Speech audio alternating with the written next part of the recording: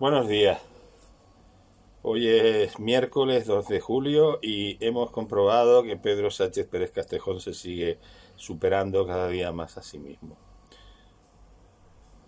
Ayer tal como informa el diario El Confidencial, informan de ello lógicamente otros medios, pero quien mejor informa es el diario El Confidencial.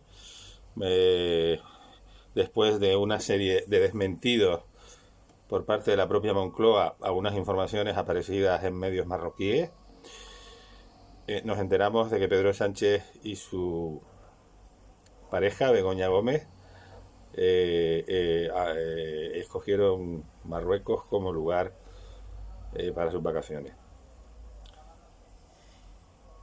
Dos cuestiones a tener en cuenta. Este viaje se produce tras la negativa de Pedro Sánchez a sostener un encuentro con Alberto Núñez Feijóo, lo cual lo convierte en aún más sangrante.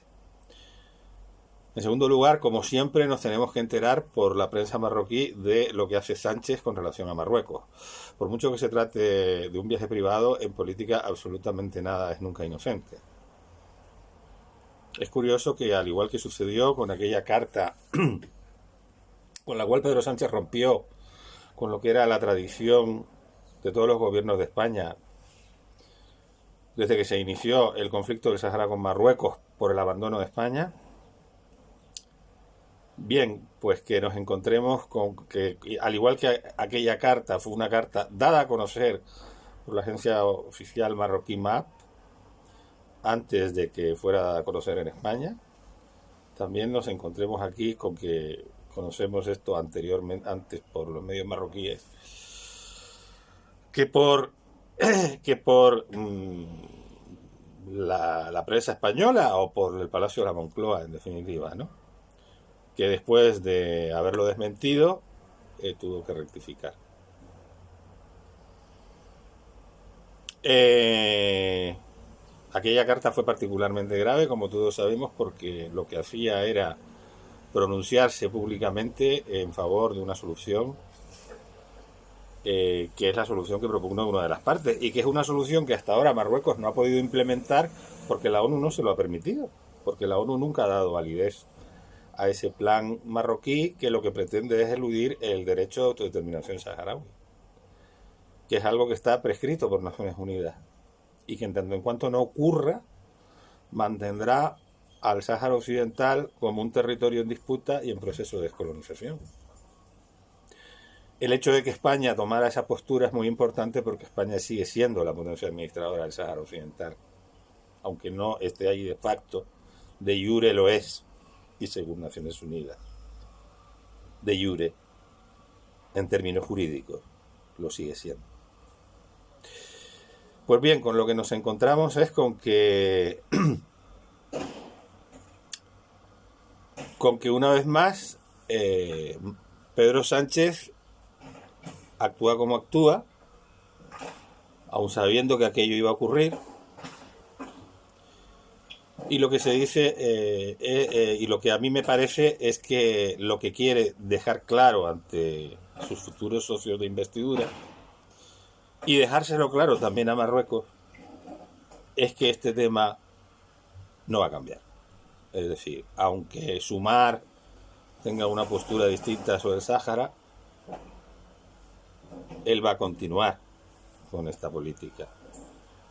Y aunque el resto de socios puedan tener posturas distintas. Algunos, por cierto, que probablemente tengan en el futuro, aunque sea solamente por la vía de la abstención, como es el caso de Junts, la antigua Convergencia y Unión, pues bueno, Junts ha sido en el pasado, o Convergencia y Unión ha sido en el pasado, el partido que en el tema del Sáhara ha tenido una postura más decididamente pro-marroquí, probablemente de España, incluso más que el propio Partido Socialista Obrero Español.